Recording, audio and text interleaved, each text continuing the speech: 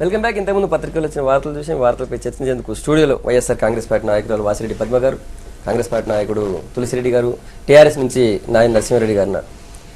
నాయన్ గారు ఎట్లా ఫీల్ అవుతున్నారు? క్యాబినెట్ నోట్ ఆమోదం పొందింది, ఒక మెట్టెక్కింది, తెలంగాణ ప్రక్రియ అని చర్చ జరుగుతుంది. సో తెలంగాణ సాకారం అయిందన్నటువంటి భావన మీకు వచ్చింది? 100% మీరు చెప్పినట్టు ఒక మెట్టు ఎక్కింది. ఫైనల్ మెట్టు రావాలా. రేపు ప్రెసిడెంట్ దగ్గర నుంచి అసెంబ్లీకి వస్తుంది.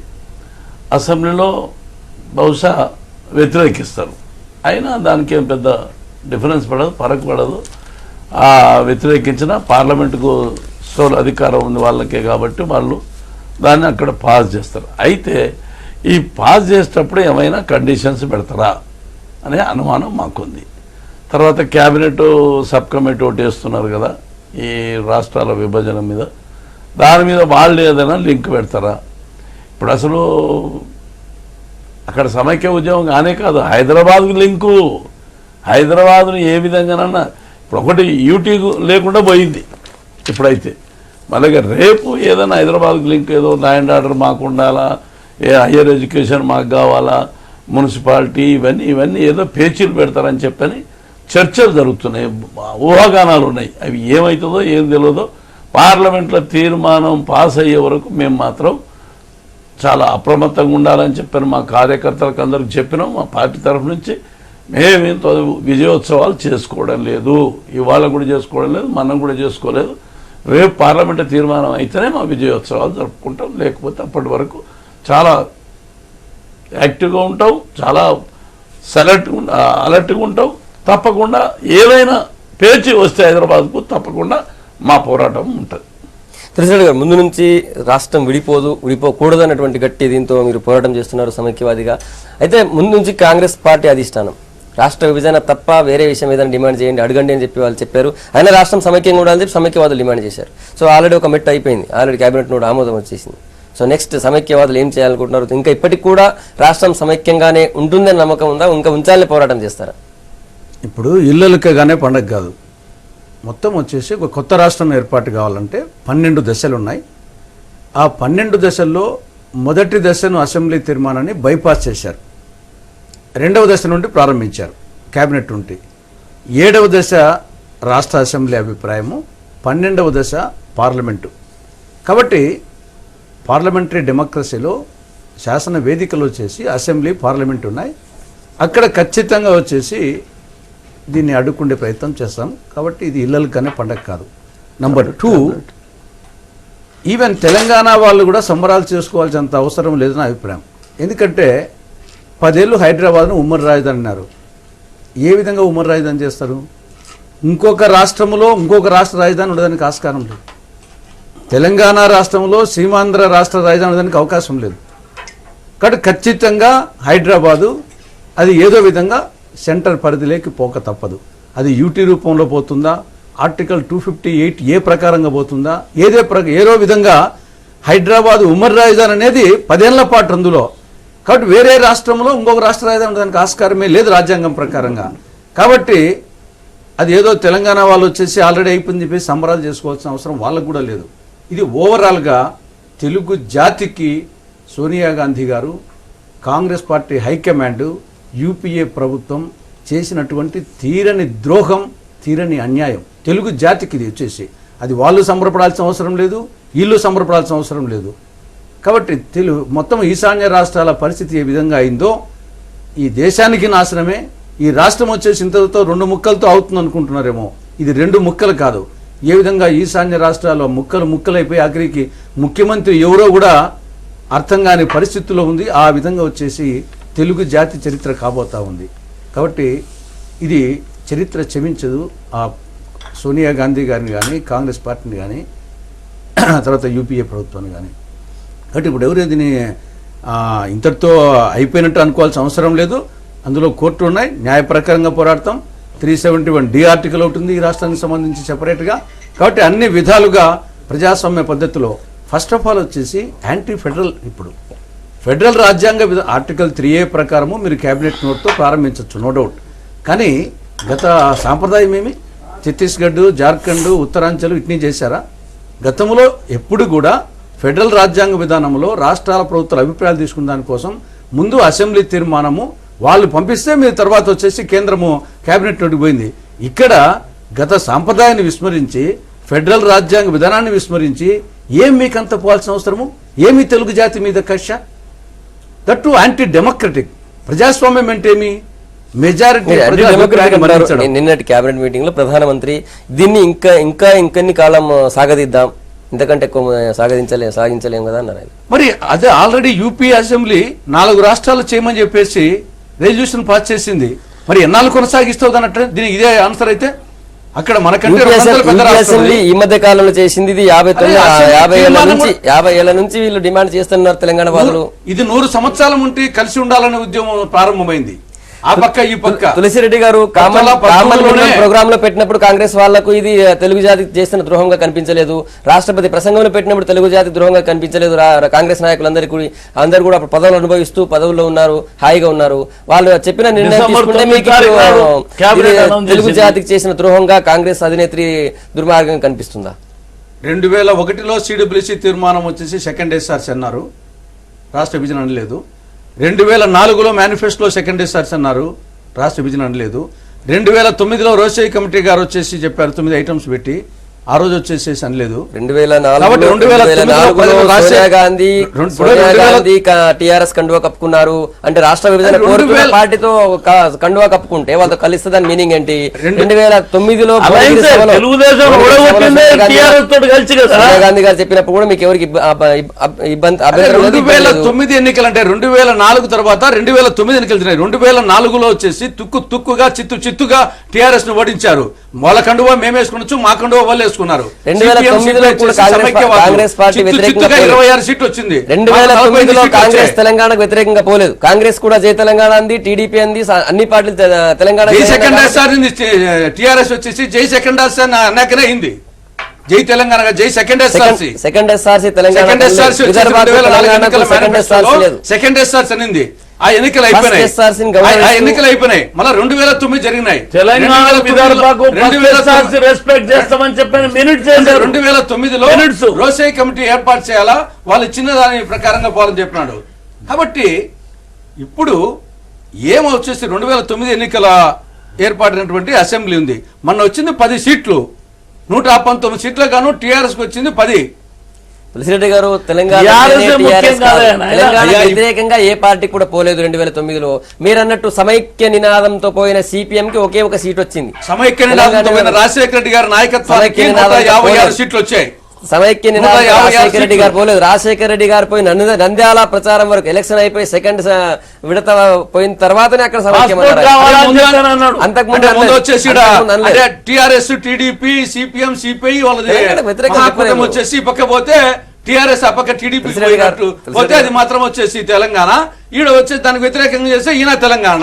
భువనగిరి సభలో సోనియా గాంధీ గారు మాట్లాడింది మీ ముందు 2-3 సార్లు ప్లే చేశాను, మీరు కూడా విన్నారు.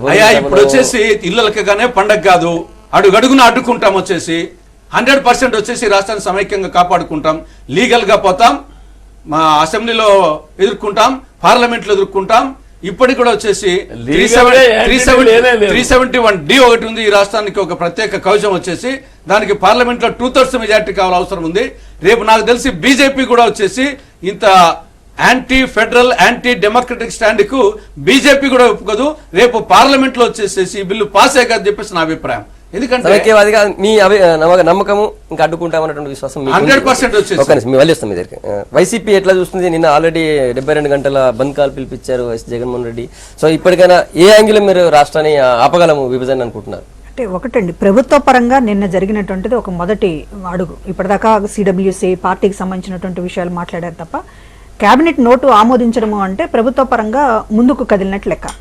నిన్న జగన్మోహన్ రెడ్డి గారు కూడా మాట్లాడారు, మీరు December 9 ప్రకటన రోజు కూడా అసెంబ్లీలో తీర్మానం ద్వారా ఈ రాష్ట్ర విభజనకు సంబంధించినటువంటి ప్రక్రియ మొదలు పెడతామన్నారు. కనీసం ఆ సాంప్రదాయాన్ని కూడా పాటించలేదు. ఇందాక తులసిరెడ్డి గారు మాట్లాడారు, బైపాస్ చేశారు అనేటటువంటి.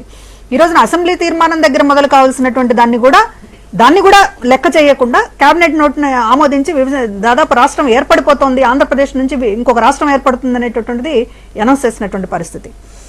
ఇది ఒక పక్కన 65 రోజులుగా పెద్ద ఎత్తున సీమాంధ్రకు సంబంధించినటువంటి ప్రాంతం చాలా ఆందోళనతో ఉద్యమిస్తూ ఉంటే, కనీసం వాళ్ళకి సంబంధించినటువంటి డిమాండ్స్ మీద కానీ దాని మీద కానీ కనీసం స్పందన లేకుండా అసలు లెక్కలేదు, ఆ ప్రాంతం అన్నా లెక్కలేదు, ఆ ప్రాంత ప్రజలన్నా లెక్కలేదు అన్నట్లుగా వ్యవహరించినటువంటి తీరు చాలా దుర్మార్గమైనటువంటి విషయం. కేంద్రం అంటూ ఉన్న తర్వాత ఈరోజు మీకు కేవలం ఇందులో ఏం కనపడుతోంది? మీకు సీట్లు తప్ప ఇంకొక లెక్కైనా మీకు కనపడుతోందా ఈ రోజున? తెలంగాణకు సంబంధించినటువంటి దాంట్లో అత్యధికంగా సీట్లు పొందడం అనేటటువంటి దాన్ని దృష్టిలో పెట్టుకుని విభజన చేశారు తప్ప ఈ రోజున నిజానికి తెలంగాణకు సంబంధించినటువంటి అక్కడ ఏదో ఇన్నేళ్లుగా ఉద్యమం జరుగుతుంది అనుకుంటే మీరు 60 ఏళ్ల ఉద్యమాన్ని, చెన్నారెడ్డి గారి హయాంలో జరిగినటువంటి ఉద్యమాన్ని నీరుగార్చినటువంటి ఘనత మీది. అట్లాంటిది ఈ రోజున ఇవ్వడము అని అంటే అది ఖచ్చితంగా సీట్లని దృష్టిలో పెట్టుకుని ఇచ్చింది తప్ప ఈ రోజున వేరే కారణాలు ఏమీ లేవు. ఈ రోజు తెలంగాణ వాదులకు కూడా బంపర్ ఆఫర్ లాగా ఉంది ఇది. ఏకంగా హైదరాబాద్ కూడా మినహాయింపులు లేకుండా హైదరాబాద్ మీద ఏమైనా కిరికిరి పెడుతుందేమో అని ఇంకా వాళ్ళకి అనుమానాలు ఉన్నాయి. కానీ అటువంటిది ఏమీ లేకుండా ఈ రోజున ఇవ్వడం అనేటటువంటిది చాలా దుర్మార్గమైనటువంటి విషయం అండి. ఈ రోజు ఒక ప్రాంతానికి సంబంధించినటువంటి వాళ్ళ బాధ మీద కనీసం స్పందన లేకుండా అసలు లెక్కలేనితనంగా వ్యవహరించడం అనేటటువంటిది ఒకటైతే, ఇప్పటికీ కూడా సీమాంధ్రకు సంబంధించినటువంటి కాంగ్రెస్ నాయకులు ముఖ్యమంత్రి దగ్గర నుంచి కూడా ఇంకా ఏదో ఆపుతాము అనేటటువంటిది మాట్లాడడం అనేటటువంటిది ఇప్పటిదాకా జరిగింది. ఆపలేకపోయారు ఒకటి. సరే, ఇప్పటికైనా సరే కొంత వాస్తవాన్ని మీరు నిజంగానే అసెంబ్లీలో దీన్ని వ్యతిరేకించగలమనేటటువంటి నమ్మకం ఉందా? అసలు అసెంబ్లీ సజావుగా జరుగుతుందా? అసెంబ్లీలో వ్యతిరేక తీర్మానాన్ని ముందే పెట్టమని చెప్పాం. అందుకనే కేబినెట్ నోటుకు ముందే అసెంబ్లీని తీర్మానం చేసి పంపమని చెప్పాం. అది ఎందుకు చేయలేకపోయారు ముఖ్యమంత్రి గారు? ఇక్కడ ఉన్నటువంటి చంద్రబాబు నాయుడు గారు కానీ దాన్ని సపోర్ట్ చేయలేకపోయారు. కేవలం కళ్ళు అప్పగించి చూస్తే అంతా అయిపోయిన తర్వాత ఇంకా ఏదో ఆపుతామంటే మనకున్న అవకాశాలు రోజు రోజుకి తగ్గిపోతా ఉన్నాయి. ఇక్కడ ఇవాళ న్యాయ పోరాటము లేకపోతే ఇవాళ కేంద్రం కత్తిగట్టి కూర్చున్నాక విభజన జరగాల్సిందే. ఇక్కడ 15 ఎంపీ సీట్లు తెలంగాణలో గంపగుత్తగా రావడానికి మార్గం తప్ప ఇంకే నష్టాన్ని ఆలోచించడం లేదు, ఇంకే రకమైనటువంటి బాధని ఆలోచించడం లేదు. ఈ పరిస్థితుల్లో మరి ఇవాళ అన్నట్టుగా ఇవాళ ఉమ్మడి రాజధాని అనేటటువంటిది ఎట్లా కంటిన్యూ అవుతుంది? మిగతా సంబంధించినటువంటి సమస్యలు ఇవాళ మంత్రివర్గ ఉప కమిటీ వేస్తారు. ఓకే, మీరు వేసినంత మాత్రాన అదేమన్నా ఒక మంత్రదండం కాదు కదా, అన్ని సమస్యలను పరిష్కరించేటటువంటిది ఇది కాదు కదా. ఇవాళ విభజన జోలికి వెళ్ళారు మీరు. విభజన జోలికి వెళ్ళాక దీని నుంచి వచ్చేటటువంటి ప్రతి సమస్యకి సమాధానం ఇప్పటికే చెప్పాల్సినటువంటి అవసరం ఉంది. మీరు చెప్పకుండా దీన్ని ఇంకా ఒక విడదీసేస్తున్నాం రాష్ట్రాన్ని అనే ఏక మాట మాట్లాడేశారు నిన్న. ఇదే మాటల్లో అసలు ఈ అన్ని దృష్టిలో పెట్టుకుంటామని కానీ ఇది ఇట్లా పరిష్కరిస్తామని కానీ ఇంత పెద్ద ఎత్తున ఉద్యమం చేస్తున్నటువంటి ప్రజలకు సంబంధించినటువంటి ఏదైనా వాళ్ళు ఊరడించేటటువంటి మాట కానీ ఏమీ లేకుండా ఆంధ్రప్రదేశ్ రాష్ట్రం నుంచి ఇంకొక రాష్ట్రాన్ని ఏర్పాటు చేస్తున్నాం అనేటటువంటిది ఒక మాట మాట్లాడడం అనేటటువంటిది ఇది దౌర్భాగ్యం. ఇంతకు మించి ఇంకా మాట్లాడడానికి కూడా లేదు. ఈ రోజున సామాన్య ప్రజలు కూడా చాలా కలత చెందారు ఈ విషయంలో. ఈ తెలుగు ప్రజల పరిస్థితి ఏంటనేటటువంటిది ఒక ఆందోళన అయితే అన్ని చోట్ల వ్యక్తమవుతోంది. ఇది కాంగ్రెస్ పార్టీ ఇంత ఒక దుర్మార్గం రాజకీయాలకు పాల్పడింది. ఏదైనా అందరం కలిసి ఈ రోజున సీమాంధ్రకు సంబంధించినటువంటి కాంగ్రెస్ నాయకులు కానీ లేకపోతే తెలుగుదేశం పార్టీ కానీ ముందుగానే ఒక ఒత్తిడి తీసుకొచ్చి ఉంటే నిన్న కేబినెట్ నోటుకైనా కాస్త ఆగి ఉండేది. ఇవాళ ఎవరు ఏ ప్రయత్నం చేయకుండా కేవలం ఒక అరణ్య రోదనగానే మిగిలిపోవడానికి కారణం ఈ రోజున చేయగలిగినటువంటి కాంగ్రెస్ నాయకులు అదేవిధంగా ప్రతిపక్ష నాయకుడు కూడా చేయలేకపోవడం అనేటటువంటిది ఈ రోజు కనపడుతున్నటువంటి వాస్తవం. మీరు సీట్లు అంటే నిజానికి ఇక్కడ సీమాంధ్రతో పోలిస్తే తెలంగాణ సీట్లు చాలా తక్కువగా ఉన్నాయి. ఎంపీ సీట్లు ఇక్కడ తక్కువగా ఉన్నాయి. తక్కువ అంటే వచ్చే అవకాశం ఉంది కదా. సీమాంధ్ర అనేటటువంటిది ఎట్లా వస్తుంది అనేటటువంటిది ఆ తర్వాత విషయం. ఈ రోజు అలా అనుకుంటే కలిసి ఉంటే 33 సీట్లు వచ్చినటువంటిదే. కానీ ఇవాళ 33 సీట్లు రావనేటటువంటి బాధే కదా. సో కనీసం విభజిస్తే ఇక్కడైనా వస్తాయి. రాహుల్ గాంధీని ప్రధానమంత్రిని చేయడం కోసమే కదా. ఒక ప్రాంతం ఓట్లైనా రాబట్టుకోవాలనేటువంటి 2 చోట్ల పోగొట్టుకోవడం కంటే ఒక చోట రాబట్టుకోవాలనేటటువంటిది కాంగ్రెస్ పార్టీ ఎత్తుగడ. అంతకు మించినటువంటి వాస్తవం కూడా ఇంకోట్లేదు. కేవలం సీట్ల కోసం జరిగినటువంటి విభజన ఇది. ఒక నిమిషం వాసిరెడ్డి గారు, చర్చలో ఊ సాంబశివరావు గారు సామాజిక ఆంధ్ర కోసం పోరాడుతున్నటువంటి వ్యక్తి అయినా మన లైవ్ లో ఉన్నారు. సాంబశివరావు గారు, మీరు చూస్తారు ప్రత్యేక ఆంధ్ర కావాలని మీరు కోరుకుంటున్నారు, ఉద్యమాలు చేస్తున్నారు. గుంటూరు ప్రకాశం జిల్లాలో ర్యాలీ కూడా చేశారు చాలా చోట్ల. ఇంతకీ నిన్నటి ప్రకటన తర్వాత అంటే కేబినెట్ నోట్ ఆమోదం తర్వాత మీరు ఎట్లా ఫీల్ అవుతున్నారు? తెలంగాణ రాష్ట్రం ఎంత తొందరగా ఏర్పడితే మిగతా సీమాంధ్ర ప్రాంతం మరొక రాష్ట్రంగా ఏర్పడి వికేంద్రీకృతమైన వివిధ ఆంధ్ర బాగా అభివృద్ధి చెందుతుందని, వెనకబడిన వర్గాలు ప్రాంతాలు అభివృద్ధి చెందుతాయని మేము ఆశిస్తున్నాం. ఆ రోజు కోసం ఎదురు చూస్తున్నాం. అయితే ఇది తెలంగాణ ఏర్పాటు తెలంగాణ ప్రజల ఆకాంక్ష అయినట్లే ఒకప్పుడు దాదాపు 56 ఏళ్ళు సమైక్యంగానే విశాలాంధ్రలో కలిసి ఉన్నారు తెలంగాణ వాళ్ళు కూడా. ఈనాడు కలిసి ఉండలేని స్థితికి కారకులు ఎవరైతే అయ్యారో, ఆనాడు పెద్ద మనుషుల ఒప్పందాన్ని ఉల్లంఘించి దగా చేసి ఎవరైతే కారకులయ్యారో వాళ్ళు తెలంగాణ రాష్ట్ర ఏర్పాటు సోనియా గాంధీ ఏర్పాటు చేసింది, చంద్రశేఖరరావు డిమాండ్ చేశాడు కనుక ఇస్తున్నారు, కనుక వీళ్ళు చిచ్చు పెట్టారు, రాహుల్ గాంధీ పదవి కోసం అంటున్నారు. నేను అడుగుతున్నాను, వైఎస్ రాజశేఖర రెడ్డి పదవి కోసం కదా 2004లో తెలంగాణ పాటపాడింది, చంద్రబాబు పదవి కోసం కదా, ముఖ్యమంత్రి పదవి కోసం కదా 2009లో తెలంగాణ పాటపాడింది. నేను ఇచ్చేవాణి కాదు, తెచ్చేవాణి కాదు, ఆపేవాణి కాదు, ఇస్తే అభ్యంతరం లేదనే నంగనాచి కబుర్లు చెప్పి తెలంగాణలో అడుగుపెట్టి పాదయాత్రలు చేసింది ముఖ్యమంత్రిగా జగన్మోహన్ రెడ్డి ముఖ్యమంత్రి కావాలని కాదా, రాహుల్ గాంధీ ప్రధానిగా మంత్రి కావడం కోసం ఈ తెలంగాణ ఇచ్చుంటే మరి ముఖ్యమంత్రులు కావడం కోసం ఈ ముగ్గురు చేసిన చిరంజీవి కూడా సామాజిక తెలంగాణ అన్నది ముఖ్యమంత్రి కోసమే. ముఖ్యమంత్రుల కోసం వీళ్ళు కంత్రి మాటలు మాట్లాడటం అవకాశవాద రాజకీయం తప్ప తెలంగాణ కావాలనే ఆకాంక్ష నిజాయితీతో న్యాయమైనటువంటి ఆకాంక్ష. ఇవాళ ఆపలేకపోయారు, వాళ్ళు ఆపలేకపోయారు, వీళ్ళు ఆపలేకపోయారు కాదు, అసలు ఎవరు ఆపటానికి వీలు లేని రాజ్యాంగబద్ధ హక్కు ఇది. ఇప్పుడు ఒకప్పుడు కాపులకి బీసీలకి రిజర్వేషన్స్ ఇస్తామని కాంగ్రెస్ హామీ చేసింది, కానీ హైకోర్టు కొట్టేసింది. కాపులు బీసీలు అయితే ఇస్తారు, లేకపోతే ఎవరు, కానీ కాపుల ఓట్ల కోసం వాగ్దానం చేస్తారు. తెలంగాణ అట్లాంటిది కాదు. తెలంగాణ ఈ రాజ్యాంగం పరిధిలో రాజ్యాంగబద్ధంగా ఇవ్వటానికి వీలైంది. సుప్రీంకోర్టు కాదు, వరల్డ్ కోర్టుకి వెళ్ళినా కూడా ఒక న్యాయాన్ని బలపరచడం కోసం ఏ ఇంటర్నేషనల్ లా అయినా ఒప్పుకుంటుంది. కిరికిర్లు పెట్టేటటువంటివి రకరకాల కరణం బుద్ధులతో కిరికిర్లు పెట్టేటటువంటి ఉపాయాలు చాలా చెప్తున్నారు తులసిరెడ్డి గారు. నేను ఒకటే అడుగుతున్నా, ఏమన్నారంటే ఆయన, మేము ఎప్పుడు కూడా ఎస్ఆర్సీ అన్నాం తప్ప తెలంగాణ వాగ్దానం చేయలేదు. నేను అంటున్నాను, అది కూడా దగ్గయే కదా. అంటే ముఖ్యమంత్రి కావడం కోసం తెలంగాణకు అనుకూలంగా ఉన్నట్టు నటిస్తూ నిజంగా రిటర్న్ ఫామ్లో మాత్రం ఎస్ఆర్సీ అని చెప్పి మేము కమిటీ వేస్తా ఉన్నాం కానీ తెలంగాణ ఇస్తామని లేదు.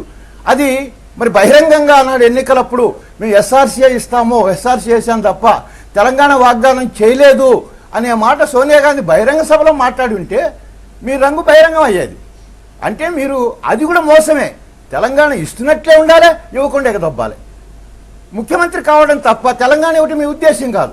బహుశా కాంగ్రెస్ చరిత్రలో చెన్నారెడ్డిని మోసం చేసి, మరి వైఎస్ రాజశేఖర రెడ్డి 24లో మోసం చేసి 29లో దిక్కు లేకుండా పోయారని అంటున్నారు. లేకుండా పోయారు.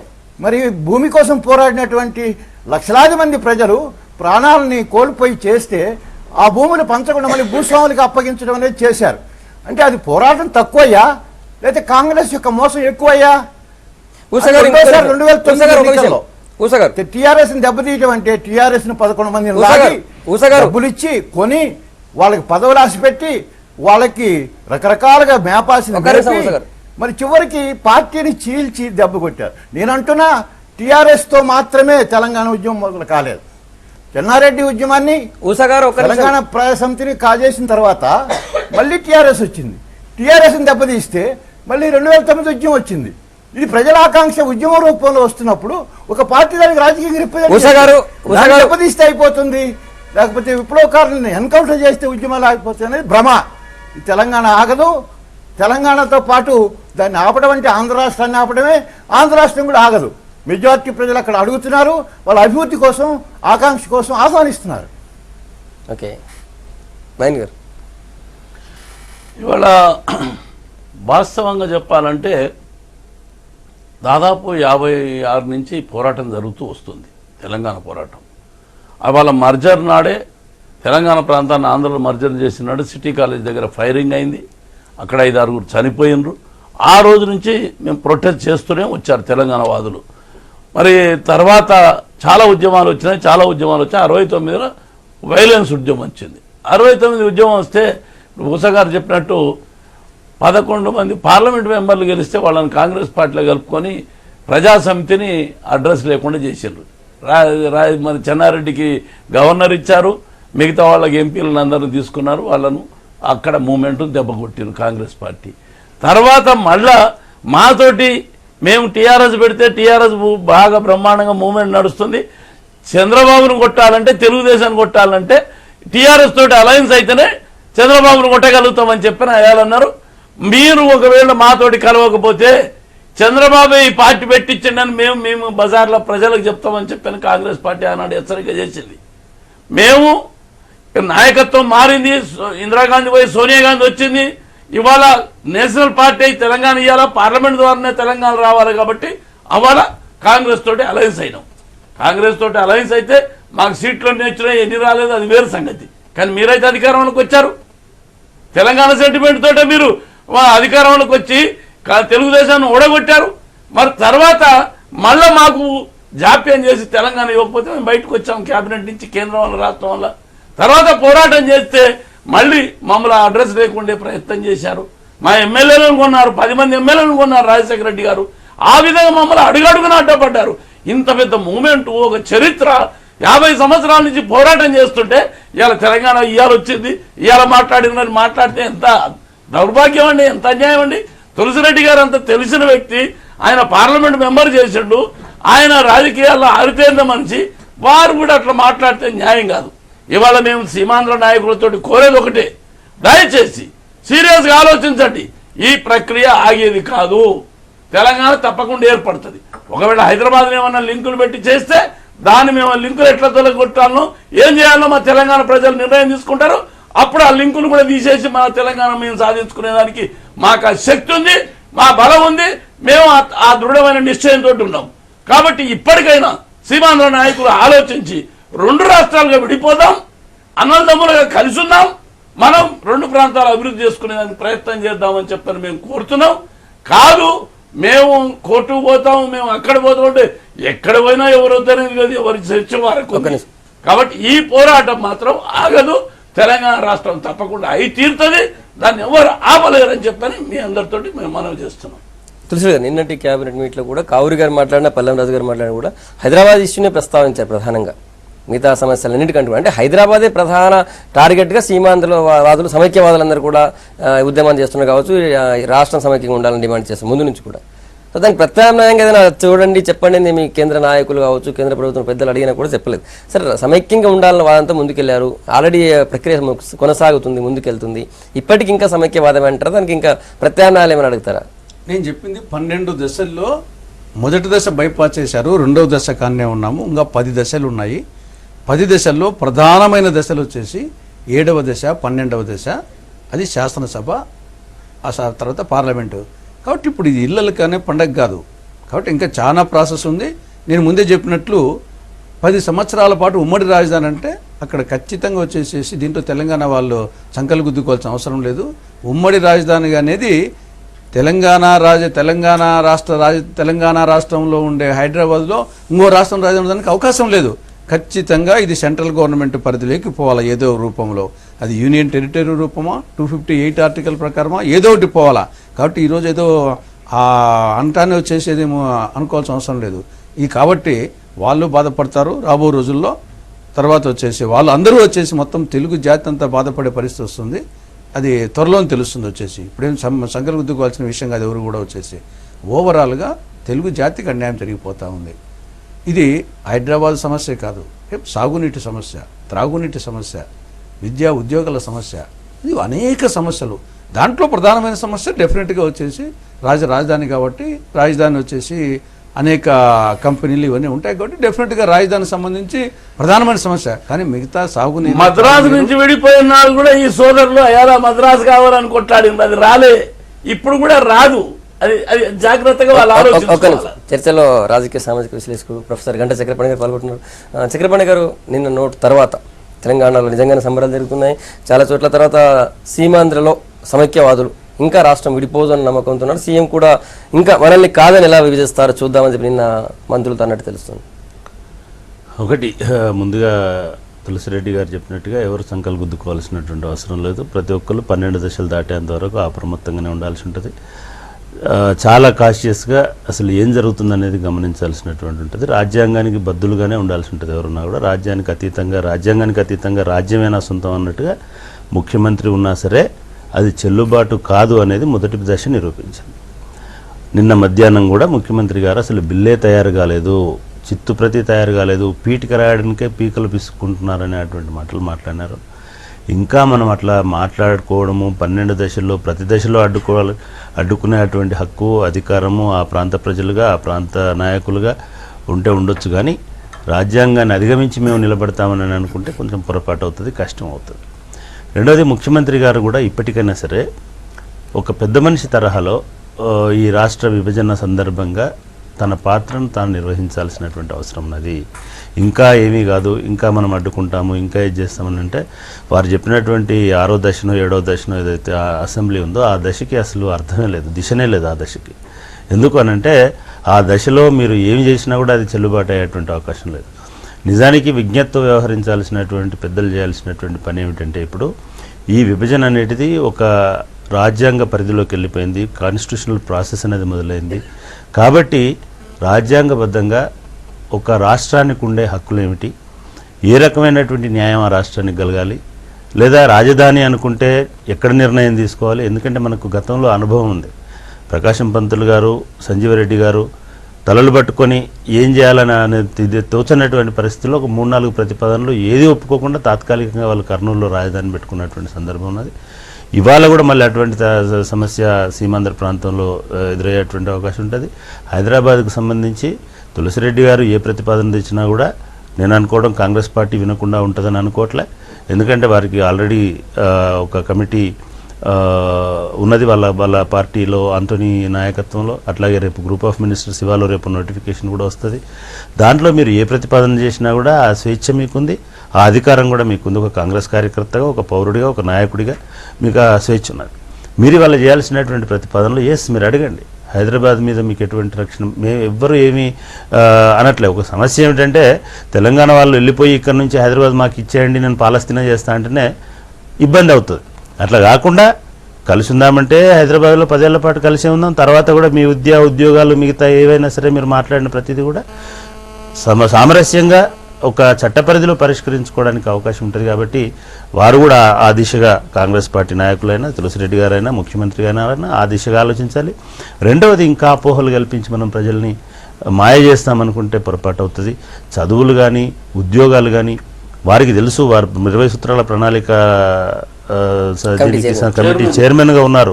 ఇవాళ 120 డిపార్ట్మెంట్లు ఆంధ్ర ప్రాంతానికి కొత్తగా వస్తే కనీసం 2 లక్షల ఉద్యోగాలు ఏ రకంగా లెక్కేసుకున్నా కూడా ఒక బోర్డ్ ఆఫ్ ఇంటర్మీడియట్ అనేది ఆంధ్రాలో సపరేట్గా బోర్డ్ ఆఫ్ ఇంటర్మీడియట్ వస్తే 300 ఉద్యోగాలకు తగ్గకుండా వస్తాయి. కొన్ని లెక్కలు తీసినా మేము ఎన్ని ఉంటాయనేది. ఈ 3 లక్షల ఉద్యోగాలలో క్లర్క్ నుంచి డ్రైవర్ దాకా ప్రతి ఒక్కటి కూడా అక్కడ ఉన్నటువంటి అణగారిన వర్గాలకి, పేద వర్గాలకి, ఎవరైతే నిరుద్యోగులు ఉన్నారో వాళ్ళందరికీ వెళ్ళేటువంటి అట్లా ఒక్కటేసారి 2 లక్షల ఉద్యోగాలు అనేది సమైక్య రాష్ట్రంలో ఇప్పటి వరకు రిక్రూట్ చేసే అవకాశం రాలేదు. ఇవాళ ఆంధ్ర ప్రాంత సోదరులకి అటువంటి అవకాశం వస్తుంది. కొత్త విశ్వవిద్యాలయాలు అడగండి. ఇంకా పల్లంరాజు గారు రాజీనామా చేయలేదని అర్ధరాత్రి చెప్పినారు. ఆయనకి చెప్పండి, చెప్పి మీ కడపకు, అనంతపురంకు ఒక సెంట్రల్ యూనివర్సిటీ తీసుకొచ్చుకోండి, ఒక ఐఐటి తీసుకొచ్చుకోండి. అక్కడ పిల్లలు చదువుకోవడానికి కావాల్సినటువంటి మిగతా మోడల్ స్కూల్ అనండి, ఇంకోటనండి ఇవన్నీ చేసుకోండి. ఆంధ్ర రాష్ట్రం అభివృద్ధి చెందడానికి వాళ్ళ ఒక అవకాశం వచ్చింది. ఏ ప్రతిపాదన అయినా సరే అడ్డు చెప్పే అధికారం తెలంగాణ వాళ్ళకు లేదు. ఇంకా ఒక రాష్ట్రం పోరాడి రాష్ట్ర అభివృద్ధి కోసం ఒక 10 సంవత్సరాలు ఇంకా 60 సంవత్సరాలు పోరాడినటువంటి వాళ్ళుగా మీ పోరాటానికి కూడా తెలంగాణ ప్రజలు సహకరించాలి, సపోర్ట్ చేయాలి. మీరు మీ ప్రాంత అభివృద్ధి కోసం ఏమి చేసినా సరే ఇక్కడి వాళ్ళు కూడా దానికి అంగీకరించాలి, మీకు మద్దతు తెలపాలని నేను చెప్తున్నాను. పద్మ గారు, రాజ్యాంగ ప్రక్రియ స్టార్ట్ అయిపోయింది, నేను ఒక స్టెప్ ముందుకు వచ్చింది.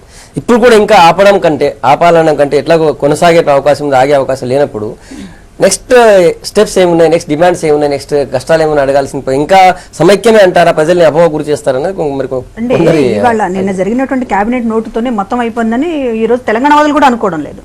మొత్తం అయిపోయింది, రాష్ట్రం వచ్చేసిందని వాళ్ళు కూడా అనుకోవడం లేదు. ఇప్పుడే నాయన నరసింహారెడ్డి గారు చెప్పారు, మేము విజయోత్సవాలు జరుపుకోవడం లేదు, అసెంబ్లీలో పార్లమెంట్లో బిల్లు ఆమోదం పొందాకే విజయోత్సవం అనేటువంటి. అంటే ఇంకా దశలు ఉన్నాయి, ఇది అయిపోయింది కాదు అనేటటువంటి ఫీలింగ్ వాళ్ళకెంత ఉందో అవతల ప్రాంతం వాళ్ళకంతే ఉంటుంది.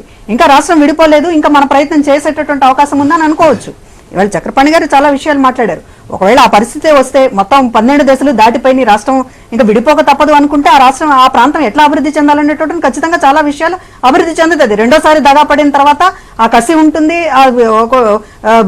భవిష్యత్తు నిర్మించుకోవడంలో చాలా గొప్పగా ఉండొచ్చు. అవకాశాలు కేంద్రం ఇచ్చిందే కాకపోవచ్చు. ఈ రోజున ఒక సీమాంధ్ర ప్రాంతం అనేటటువంటిది మళ్ళీ ఇంకొకసారి ఒక రాజకీయ అనిశ్చితి లేకుండా బహుశా చాలా వేగంగానే అభివృద్ధి చెందొచ్చు, అది తర్వాత విషయాలు.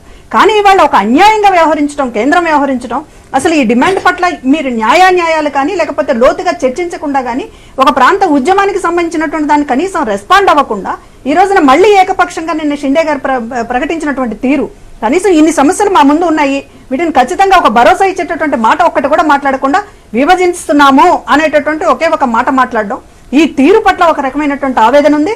అదేవిధంగా ఈ రోజున రాష్ట్రం సమైక్యంగా ఉండడం ద్వారానే అభివృద్ధి ఉంటుందని అనుకుంటున్నాం. అట్లా కాదనుకున్నప్పుడు ఎట్లా చేయాలో అట్లా అభివృద్ధి అవుతారు. ఏం మట్టుకొట్టుపోరు, సీమాంధ్ర ప్రాంతం ఏం మట్టుకొట్టుకుపోదు, లేకపోతే మట్టుకొట్టుకుపోవాలని కూడా తెలంగాణ వాళ్ళు ఆశించరు. కానీ ఇవాళ జరుగుతున్నటువంటి దీంట్లో చివరి దాకా ప్రయత్నం అనేటటువంటిది చేస్తామా లేదా అనేటటువంటిది ఇక్కడ వాళ్ళెంత అపనమ్మకంతో ఉంటారో మేమంత నమ్మకంతో ఉంటాం. చివరి దాకా పోరాడాలనేటటువంటి ఇది అనేటటువంటి ఎవరైనా పాటించేటటువంటి సూత్రమే. సో చివరి వరకు ఇంకా పోరాడదాం, లాస్ట్ కి కాదు అనుకున్నప్పుడు రాష్ట్ర విభజన జరిగిన తర్వాత విద్యుత్కి అప్పుడు ఏం చేయాలో చూస్తాము. ఏమి ఇక్కడ ఇదేమన్నా మనుషులు ఉండని ప్రాంతమా, లేకపోతే ఇంకా ఏది సాధ్యం కాదా? అన్ని సాధ్యమవుతాయి, అన్నిటిని సృష్టించగలం. మనిషి అన్నాడు అడవిలోంచి పుట్టుకొచ్చాడు, అడవిలోంచి అంతా అభివృద్ధి చెందింది. ఇదేమి సీమాంధ్ర ప్రాంతం ఏమి అదేమి అన్యాయం అయిపోయేటటువంటి ప్రాంతం ఏం కాదు. ఖచ్చితంగా అక్కడ అవకాశాలు ఉంటాయి, అవకాశాలు సృష్టించుకుంటాం. కానీ ఆ దశ కాదు ఇప్పుడు మాట్లాడాల్సింది, ఆ దశ కాదు మాట్లాడాల్సిందని మేము అంటున్నాం. సంగప్ప గారు కరెక్ట్గా అంటే వాసిరెడ్డి పద్మ గారి ఆవేదన కూడా తెలంగాణ ప్రజలు కూడా ఎవరేమీ మిఠాయిలు పంచుకొని రోడ్ల మీద తిరిగేటువంటి వాతావరణం ఏం లేదు. ఇటువంటి మోసాలు అనేకం జరిగినాయి, ఇటువంటి రకాలైనటువంటి అన్ని చూసినారు. కాబట్టి ఒకవేళ తెలంగాణ వచ్చినా కూడా ఇదేదో యుద్ధం కాదు, విజయం కాదు, లేకపోతే ఇంకోళ్ళు పరాజయం కూడా కాదు. ఇది ఒక స్వేచ్ఛాపూరితమైనటువంటి రాజ్యాంగ పరిధిలో ఇద్దరు పంచుకుంటున్నటువంటి వ్యవహారం. ఏ ఇంట్లో అయినా ఏ అన్నదమ్ములు అయినా సరే అదే రకంగా పంపిణీ చేసుకునేటువంటి అవకాశం ఉంటుంది. రెండవది వాళ్ళు ఒక పాజిటివ్ సూచన కూడా నేను వారి మాటల్లో గమనించింది ఏమిటంటే, డెఫినెట్గా ఆ కసి అనేటిది, ఆ కోపం అనేది, ఆత్మగౌరవం అనేటిది ఆంధ్ర ప్రాంతంలో కూడా ఉంటుంది.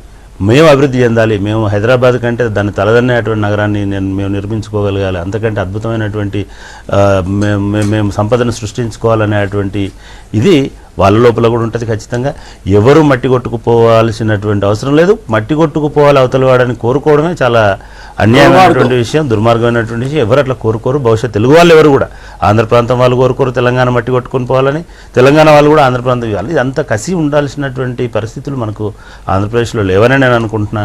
ఒకటే నేను వారికి మళ్ళీ చెప్పేది ఏమిటంటే, ఈ దశ దాటిపోయిన తర్వాత మళ్ళీ ఈ దశకు సంబంధించిన యుద్ధం మీరు చేయలేరు.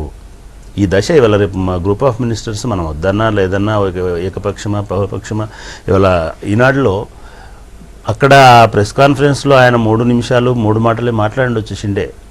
కానీ ఆ ముసాయిదా ఏదైతే ఇలా ప్రచురించినారో ఈనాడు పేపర్లో హాఫ్ పేజీ మొత్తం నోట్ని ట్రాన్స్లేట్ చేసి పబ్లిష్ చేసినారు. ప్రతి అంశాన్ని మాట్లాడినారు. దానికి ఏ రకంగా ప్రతిపాదనలు చేయాలో మేము ఇప్పుడు కసరత్తు చేస్తామని దానిలో ఆ ముసాయిదాలో చెప్పినారు. ఆ దానికి ఏ రకంగా చేయాలో మీ అభిప్రాయాలు కూడా ఇవ్వండి. ఒక రాజకీయ పార్టీగా మీరు వ్యతిరేకించుకుంటూనే ఇవ్వండి, నో ప్రాబ్లం. మీకు ఆ స్వేచ్ఛ ఉంది, మీకు రాజకీయ పార్టీకి ఒక విధానం ఉంటుంది.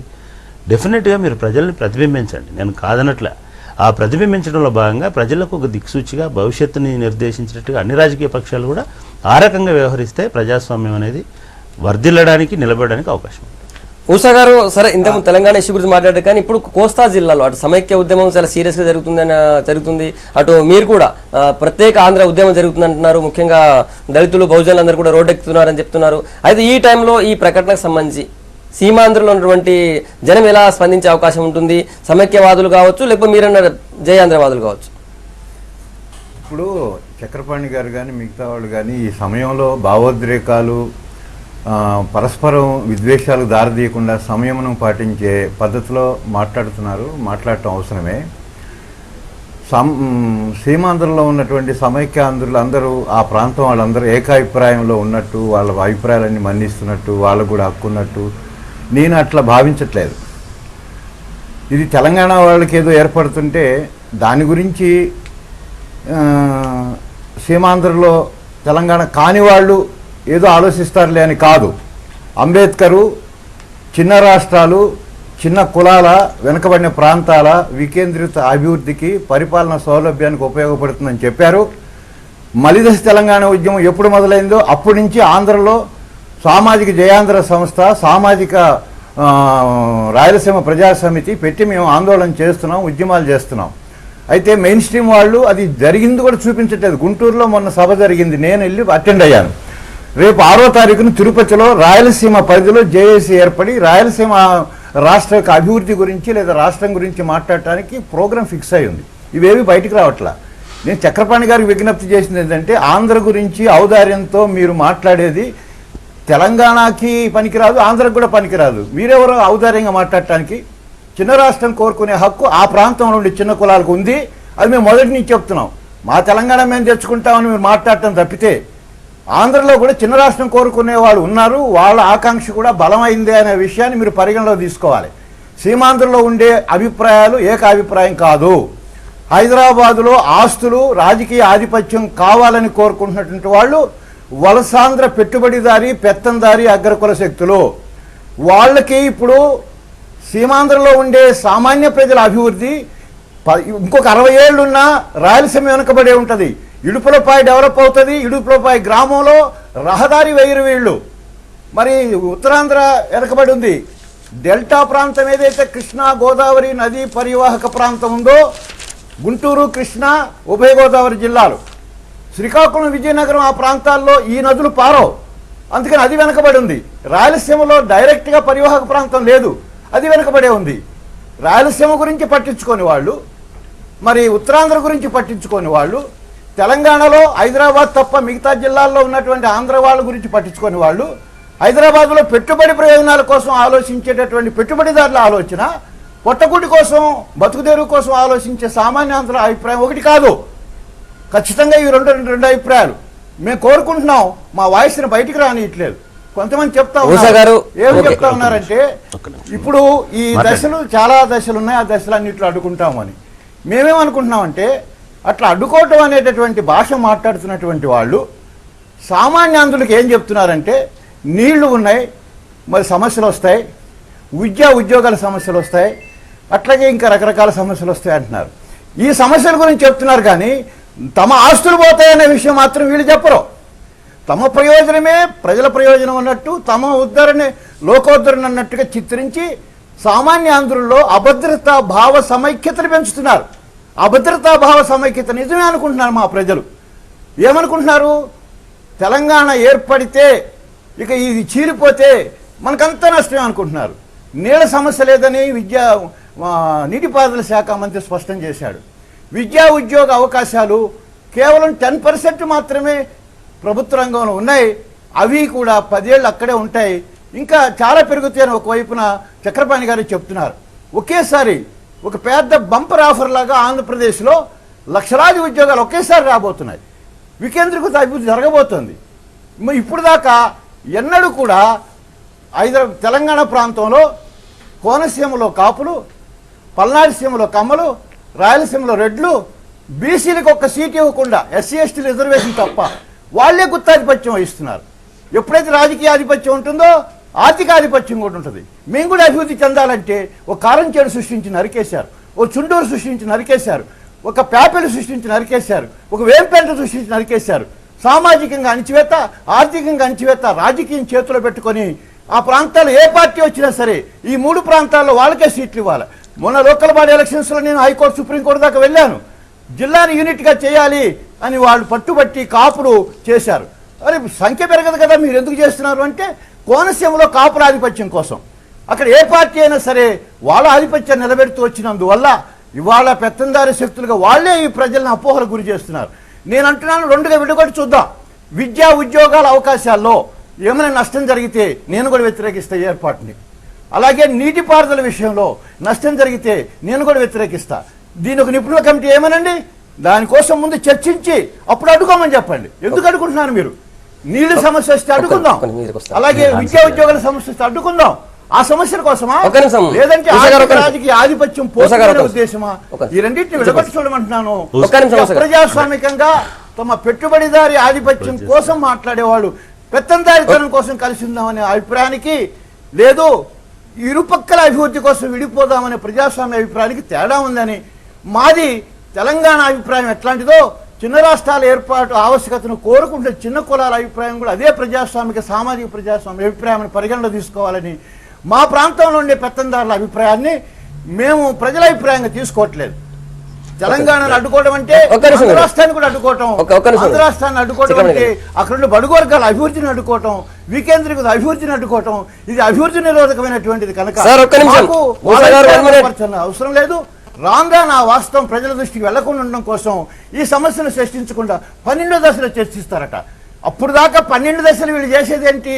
తులసిరెడ్డి గారు అన్నట్టు ఇప్పుడు ఇళ్ళకైనా పండగ కాదు. హైదరాబాద్ ఉమ్మడి రాజధాని, ఉమ్మడి రాజధాని ఎట్లుంటుంది? ఒకవైపునేమో ఉమ్మడి రాజధాని పెట్టకపోతే వెంటనే మేము హైదరాబాద్ వదిలి ఎట్లా బతుకుతామంటారు, 10 ఏళ్ళు కలిసి ఉండి మేము బాధ్యత వహిస్తామంటే అట్టెట్లా అంటారు. ఇదంతా మోసపూరితమైన వాదన. సరే, ఒక నిమిషం. మీరు మాట్లాడండి, కట్టండి. అట్లాగే పద్మ గారు అంటున్నారు సార్, ఒక మాట తప్ప ఏమీ లేదని. అది సార్, కరెక్ట్ కాదు. ఉషా గారు ఒక్క నిమిషం ఉండండి. చెప్పండి సార్, మీరు ఊషా గారు చెప్పిన దాంట్లో నేను ఏకీపించడం కాదు, వారికి కూడా తెలుసు. దాదాపు 30 సంవత్సరాల నుంచి నేను ఎట్లా ఉన్నాను, ఎట్లా మాట్లాడుతున్నాను అనేది. వారు చెప్పినటువంటి ఆంధ్ర ప్రాంతంలో కూడా కనీసం ఒక 8 మీటింగ్లలో నేనే ఈ 3 సంవత్సరాలలో, అది తిరుపతి కావచ్చు, అనంతపూర్ కావచ్చు, లేకపోతే తెనాలి కావచ్చు, అనేక సందర్భాల్లో నేను కూడా అక్కడ ఉద్యమాలతోటి, అక్కడ ఉన్నటువంటి ప్రత్యేక ఆంధ్రను కోరుకుంటున్నటువంటి వాళ్ళతోటి, అక్కడున్న సామాజిక వర్గాలు, దళితులు, బహుజనులతోటి అనేక సందర్భాల్లో నేను కూడా కలిసి పనిచేశాను. ఇవాళ మీరు మాట్లాడండి, మీ వెనుక మేముంటాం. మీరు ఎట్లాగైతే మా ముందు ఉన్నారో, మా వెనుకున్నారో, మాకో గలమైనారో, మీకో గలం కావడానికి కూడా మేమందరం సిద్ధంగా ఉన్నాం. కానీ ఇప్పుడున్నటువంటి పరిస్థితులలో, ఇప్పుడున్నటువంటి నేను పూర్తిగా ఏకీభవిస్తున్నాను. ఇప్పుడు ఏకీభవించక్కర్లే. అనేక సందర్భాల్లో తులసిరెడ్డి గారితో, పద్మ గారితో కూడా నేను గొడవ పడింది కూడా ఆ విషయం మీదనే. మీ ఆస్తుల కోసం, మీ నాయకుల ఆస్తుల కోసం మీరెందుకు తెంపర్లాడుతున్నారనే కదా మేము మాట్లాడింది. ఇవాళ ఒక సందర్భము, ఈ సందర్భంలో ఖచ్చితంగా ఇక్కడ ఉన్నటువంటి వాళ్ళందరూ కూడా, ముఖ్యంగా తెలంగాణ వాదులు ఖచ్చితంగా సంయమనం పాటించాలి.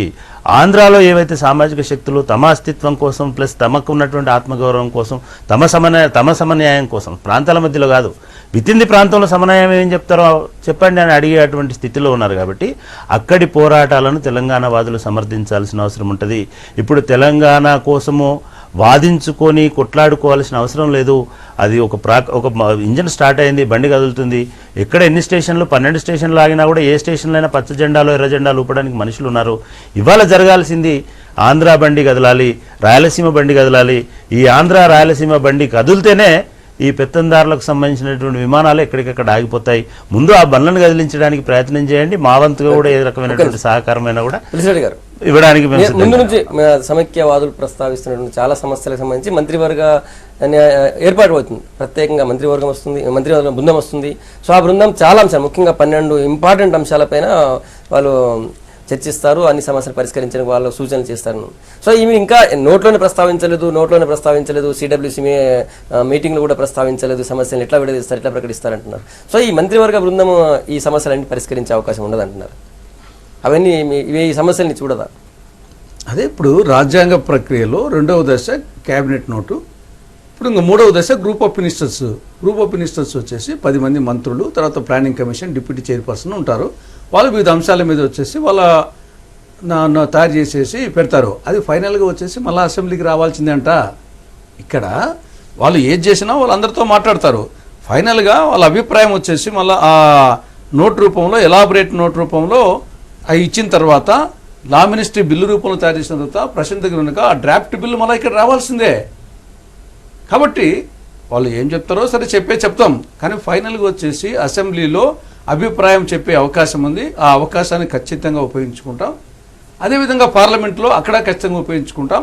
కాబట్టి చట్టపరంగా రాజ్యాంగ ప్రక్రియలో సమైక్య రాష్ట్రం నిలబెట్టుకోవడానికి ఎన్ని ప్రయత్నాలు చేయాలనో చివరి బాల్ ఉన్నంత వరకు ముఖ్యమంత్రి గారు చెప్పినట్లు మేము ఆశావాదులము, చివరి వరకు వచ్చేసి మేము ప్రయత్నం చేస్తాం. అందుకే ముందు చెప్పాను, ఇళ్ళకి కానీ పండగ కాదు, లాస్ట్ వరకు వచ్చేసి మేము ఆశావాదులంగా ప్రయత్నం చేస్తాం. తర్వాత ఇంకా ఏదో ఆస్తులు ఉన్నారు, బహుశా ఏదో కొందరిని పెట్టుకునే ఆస్తులు కాదు, నాకు ఒక పైసా ఆస్తి కూడా లేదు, బహుశా పద్మ గారికి కూడా ఆస్తి ఉంటుంది ఇక్కడ.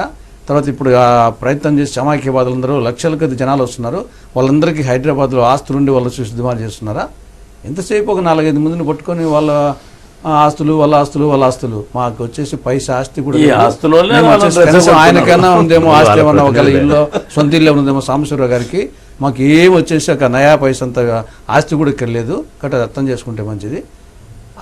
సీమాంధ్ర ప్రజలు వచ్చేసి ఉద్యమం చేసే వాళ్ళు లక్షల మంది, వాళ్ళు చాలా మంది హైదరాబాద్ కూడా చూసి ఉండరు. కానీ ఒక సమైక్యవాదం, ఐకమత్యమే మహాబలం, అని ఒక భావనతో, సమైక్య భావనతో అందరం కలిసి ఉంటే బాగుంటుంది భావంతో చేసే వాళ్ళతో పనిచేసి ఆ లక్షల మంది, కోట్ల మంది వాళ్ళందరికీ హైదరాబాద్లో వచ్చేసి జూబ్లీ హిల్స్లోనో, బంజారా హిల్స్లోనో వచ్చేసి బంగ్లాలు ఉండి చేసేవాళ్ళు కాదు వాళ్ళందరూ. కొద్దిమందికి ఏమైనా ఉండొచ్చు. కాబట్టి వాళ్ళకంటే మాకు ఎక్కువ సమైక్యవాదంగా ఉంది. మేము వచ్చేసి ఇది దేశానికి మంచిది కాదు, రాష్ట్రానికి మంచిది కాదు. సమైక్య రాష్ట్రంలోనే సమస్యలు ఏదన్నా ఉంటే ఆ ప్రాంతం కానీ, ఈ ప్రాంతం కానీ, ఆ జిల్లా కానీ, ఈ జిల్లా కానీ పరిష్కరించుకున్నాము అనే భావంతో ఉండేవాళ్ళము. కాబట్టి సమస్యలు అనేది ఉంటుంది సమాజంలో, పెద్ద సమాజంలో అన్ని ప్రాంతాలు ఉంటాయి. కాబట్టి దాన్ని సమైక్య రాష్ట్రంలోనే డెవలప్ అయ్యాము, ఇంకా సమస్యలు ఉంటే పరిష్కరించుకున్నాము అనే భావనతో మేము వచ్చేసి ఇది మాట్లాడుతున్నాం తప్ప ఈడ ఏ ఆస్తులుండి కాదు, లేకుంటే వచ్చేసి బతకలేక కాదు. ఓవరాల్గా పరిస్థితి తెలుగు జాతికి వచ్చేసి అన్యాయం అయిపోతామేమో అనే ఒక భావనతో, బాధతో మాట్లాడుతున్నాం తప్ప ఏదో వచ్చేసి ఈడ ఆస్తులన్నీ ఏదో పోతాయేనో, లేకుంటే ఆడ పోయి బతకలేక పరిస్థితి కాదు. వ్యక్తిగా తులసిరెడ్డి గారికి, పద్మ గారికి కాదు, ఒకరు బతకడం సమాజాన్ని మీరు అనుకున్నట్టుగా రెండు ప్రాంతాలు జరిగే నష్టమే ఉంది. నష్టం జరగదు, రెండు ప్రాంతాలు అభివృద్ధి చెందుతాయి అనేది. సంగప్ప గారు, ఆస్తులు పెట్టుబడులకు సంబంధించినటువంటి చర్చ జరిగితే ఇవాళ తెలంగాణ వచ్చేది ఒక విముక్త ప్రాంతంగా రావట్లా. తెలంగాణ రాష్ట్రం కూడా అదే ఆస్తులు, అదే పెట్టుబడిదారులకు సంబంధించినటువంటి వాళ్ళ పెత్తనంతో కూడినటువంటి రాష్ట్రమే వస్తుంది. ఇవాళ ఎటు వచ్చినా మీ వాళ్ళు మాట్లాడితే ఖచ్చితంగా కొంతమంది ప్రయోజనాలు కాకపోతే దళిత రావడం లేదు. మీరు అదే ఆంధ్ర ప్రాంతం వాళ్ళంతా ఇలాంటి వాళ్ళు అని మాట్లాడుతున్నప్పుడు ఇవాళ తెలంగాణ ప్రాంతాల్లో ఉద్యమాన్ని నడిపిస్తున్నటువంటి వాళ్ళు ఎవరు? లేకపోతే ఇవాళ తెలంగాణ రాష్ట్రం ఏర్పడిన తర్వాత పెత్తనం చేసేది ఎవరు? ఇవి కూడా ఆలోచించాల్సినటువంటి అవసరం ఉంది. చర్చ అది కాదు. పద్మ గారు, సాంబశివరావు గారు మొదట్లోనే ఇది మొత్తం ఒక అంబేద్కర్ గారు, ఇప్పుడు సాంబశివరావు గారు, చక్రపాణి గారు లేదు మీరు చెప్పడం కాదు, అంబేద్కర్ గారు ఒక 60 సంవత్సరాల క్రితమే చెప్పినాడు, చిన్న రాష్ట్రాలన్నిటి ఇటువంటి సామాజిక శక్తులకి బలాన్ని ఇచ్చేటువంటి విధంగా ఉంటాయి. ఇవాళ మీకు పెత్తందారులే కనబడుతుండొచ్చు, లేకపోతే తెలంగాణలో లేకపోతే ఇంకో చోట పెట్టుబడిదారులే కనబడుతుండొచ్చు. సాంబశివరావు గారు కూడా అదే అంటున్నారు, మాకు చిన్న రాష్ట్రం అయితే ఇక్కడ ఉన్నటువంటి సామాజిక శక్తులకి ఒక బలం వస్తుంది, పెద్ద కులాలుగా చెప్పుకుంటున్నటువంటి వాళ్ళు బలహీన పడిపోతారు. ఇది అంబేద్కర్ ఆ రోజు చెప్పినటువంటి సిద్ధాంతం. ఇవాళ దళిత బహుజన్, ఇవాళ మనం ఇంత గొప్ప ఉపన్యాసాలు ఇస్తున్నాం కదా సమైక్యవాదం, జాతి సమైక్యత గురించి. మన ఊళ్ళో ఉన్న మాలమాదిగలు మన ఇళ్లకు రాకూడదే? మన పెత్తనం మనకు అట్లాగే ఉండాలనే? మన మన మన చీర మన ఏమంటారు, మన ధోతి అంచు కూడా నగలకుండా మనం నడుచుకుంటూ పోతుంటే మిగతా వాళ్ళందరూ దూరం వెళ్ళాలి. ఇవాళ లేదా రాయలసీమలో పరిస్థితి? తులసిరెడ్డి గారి ఊర్లో లేదా ఇది? వాళ్ళు టీవీ చూసే వాళ్ళకి తెలియదా తులసిరెడ్డి గారు ఎవరు, లేకపోతే ఇంకోరెవరు అనేటిది? మనం ఏమంటున్నామనంటే నిజంగానే కనుక ఆ సమైక్యత కనుక కావాలని మీరు నిజంగానే అంత బ్రహ్మాండమైన, మీరెవరో తెలియదు నేనెవరో తెలియదు, నాతో ఎందుకండి సమైక్యత? మీ ఊళ్ళో ఉన్నోడితో సమైక్యంగా ఉండండి. ఎందుకని అంత దళితుల పట్ల అన్ని రకాల హింసాకాండాన్ని ప్రయోగిస్తూ ఉన్నారు, లేకపోతే ఇంకోళ్ళ పట్ల అంత హీనమైనటువంటి పరిస్థితి?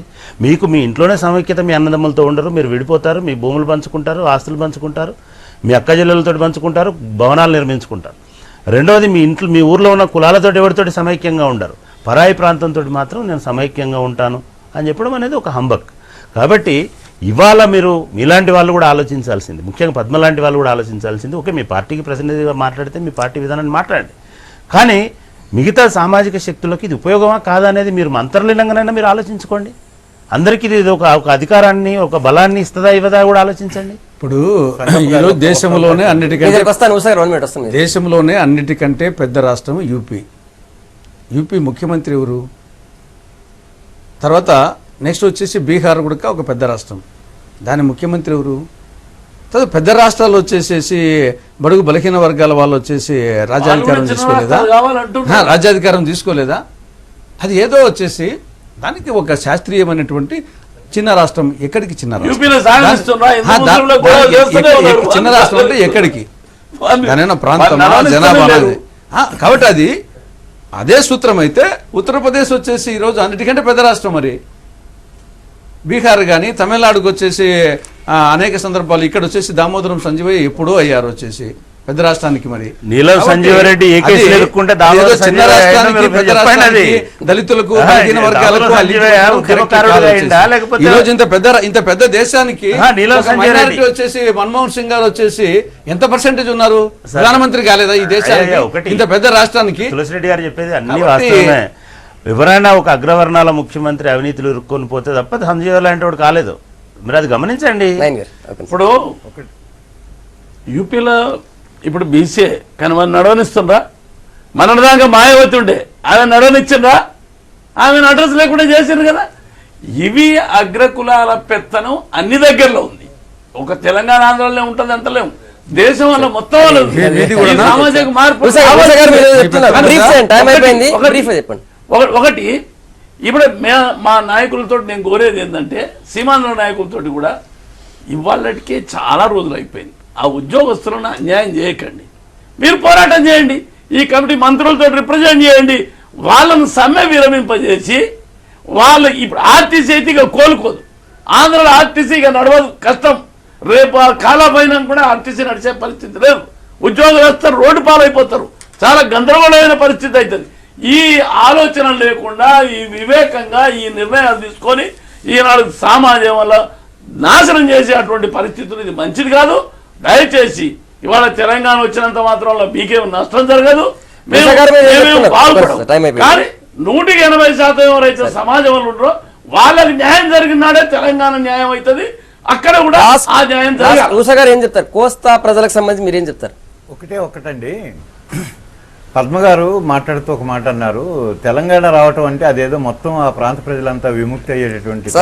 చర్చకి ఎక్కువ టైం లేదు, బ్రీఫ్ బ్రీఫేనండి. నేను పద్మ గారికి ఒక సూచన చేస్తున్నాను, తను కూడా ఉద్యమాల నుంచి వచ్చిన మహిళా నాయకురాలే, ఒకప్పుడు మరి సామాజిక న్యాయం కోసం చిరంజీవి పార్టీలో పనిచేసినటువంటి వారే. ఆవిడకి నేను ఉద్యమాల్లోంచి వచ్చాను, నాకు ఇప్పుడు ఏ రాజకీయ పార్టీ మీద వ్యతిరేకత లేదు, అనుకూలత లేదు. నేను ఒకటే అడుగుతున్నాను ఏంటంటే, స్త్రీలు మగ పెత్తందారితనానికి వ్యతిరేకంగా స్త్రీ స్వేచ్ఛ కావాలని చేస్తున్న పోరాటము మగ పెత్తందారితనాన్ని తగ్గిస్తుంది, అంతేగాని వాళ్ళ యొక్క ఆర్థిక రాజకీయ పెత్తనాన్ని ఆర్థిక అసమానతను తొలగించదు. ఒక్కొక్క పోరాటానికి ఒక్కొక్క ఫలితం ఉంటుంది. ఇది ప్రాంతీయ ఆధిపత్యాన్ని మాత్రమే తొలగిస్తుంది. ఆంధ్ర ప్రాంతంలో వలస పెత్తందారులు మాత్రమే ఇక్కడ వచ్చి పెత్తనం చేస్తున్నారు, కానీ మేము సామాన్య అందులో చేయట్లేదు. అది నేను చెప్పాను. ఇక్కడ కూడా మేము సామాజిక తెలంగాణని సంఘం పెట్టి పనిచేస్తూ ఉన్నాం, భౌగోళిక తెలంగాణ వరకు పరిమితం కావట్లేదు. మా చిత్తశుద్ధిలో తెలంగాణ విషయంలో కూడా స్పష్టత ఉంది. అలాగే తెలంగాణలో ఉండేటటువంటి దళితులు, నేను ఇంతకుముందు చెప్పాను, ఆంధ్ర వలసవాదులకి తెలంగాణ ఒక మాలగ పల్లె, ఒక మాదిగ పల్లె. మొత్తం తెలంగాణని వివక్ష గురి చేస్తున్నారు, మొత్తం తెలంగాణ భాషను అపహాస్యం చేశారు, మొత్తం తెలంగాణ సినిమా రంగంలో ఒక్క తెలంగాణ హీరో కూడా లేడు, ఏ కులం వాడు లేరు. థ్యాంక్ యూ ఉషా గారు, చర్చలో పాల్గొని మీ అభిప్రాయం చెప్పడానికి. చక్రపాణి గారు, నాయని గారు, తులసిరెడ్డి గారు, పద్మ గారు, మొత్తానికి అయితే తెలంగాణ వాదులు ఇంకా అప్రమత్తంగా ఉండాలంటున్నారు, అటు సమైక్యవాదులు మాత్రం ఇంకా ఆశాభావంతో ఉన్నారు, ఇక్కడ ఆగే అవకాశం ఉంటుందని చెప్పి. ఇది వాళ్ళకి morning edition. State into V6 news, ప్రతి విషయం ప్రజల పక్షం.